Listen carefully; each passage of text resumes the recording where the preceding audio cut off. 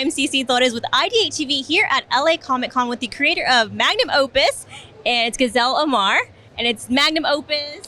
It's 357 Magnum Opus. 357 Magnum Opus. What is this about? Yeah, it's about a couple of bounty hunters who missed their mark. Now they're on the kill list. So think very action, a lot of fighting, and that's the story. Yeah. Okay, and you created this. Yes, it's my first graphic novel.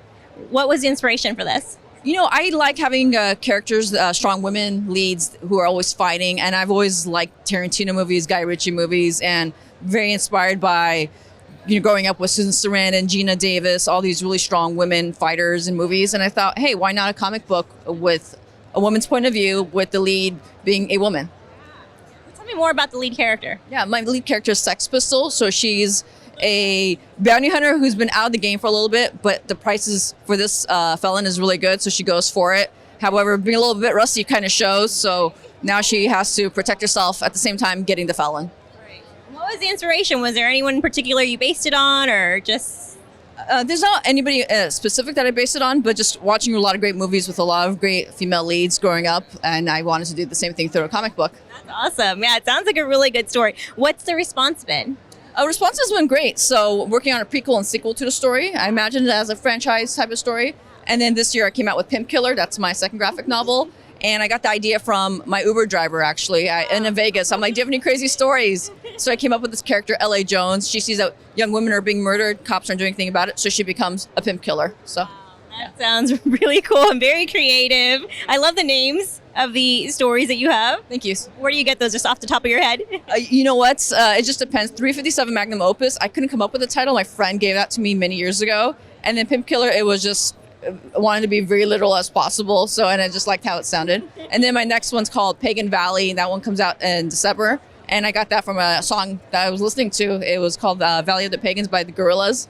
And it has to do kind of with pagan stuff, So I was like, hey, why not? It takes place in LA in the Valley. So, yeah. So it sounds like you get inspiration from everything around you. Is that the creative process for you? Can you go more into detail about that? Yeah, absolutely. So you're always hearing stories. I always tell people listen for cool stories. People always are talking. I'm always reading articles, and I'm also listening to music. Music is always inspirational.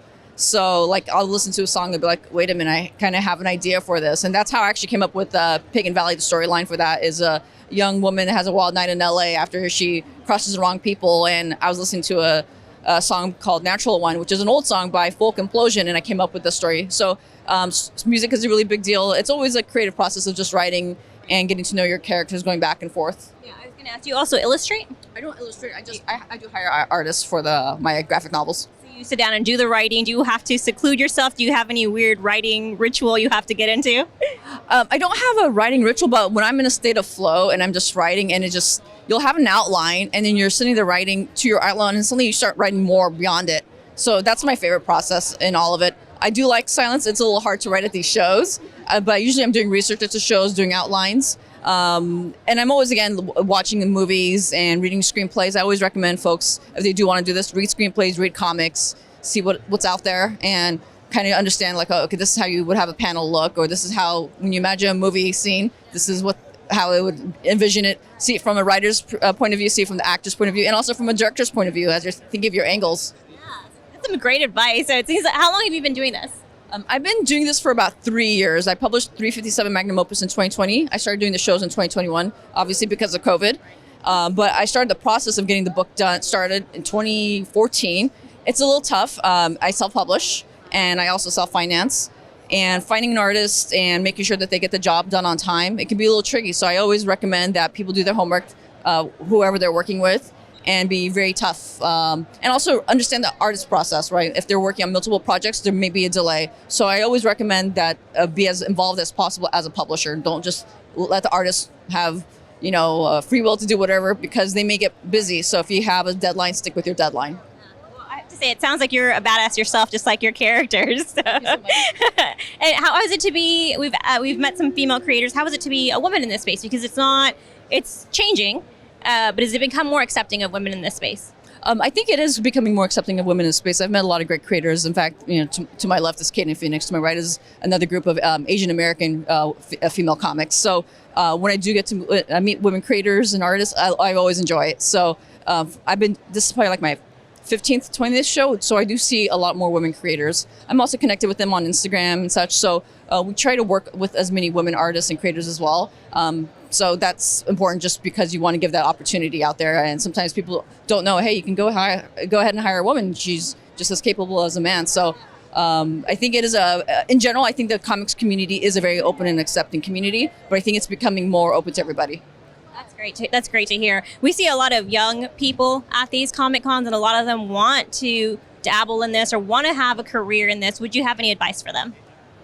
Depends what role they want. It's not going to be. I always recommend having a full-time job if you can, instead of making your full-time job, just because it is very hard. It is a very competitive industry. Be very good at what you do. If you are going to be an artist, learn to do inner pages. Or a lot of artists do covers. I was going to ask, can you go more into detail? What is that? So like the inner pages of having a story, be able to draw different panels, be able to draw a character consistently over and over. It takes practice. Get really good at your craft. Market yourself. Marketing is really important. And remember, it is a very competitive industry. Not only are you competing with people in the US, you're competing globally. So you have to be competitive in that sense. And always be sharing on social media and connect with as many writers and publishers as you can. And as a writer, I always recommend, if this is your first foray into comics, start small. My first book was 160 pages. It took forever to get done. Start small. Start with a 10-page, 20-page. You don't have to go all big. And then learn how to use Kickstarter if you want financing. Build up your community and attend shows. Get to meet as many creators, see what they're doing, and read as many comics as you can as well. You're a wealth of knowledge. I love speaking to you, getting to know you. If people pick up your comic, what will they get from it? What do you hope they get from it? Well, a few things, right?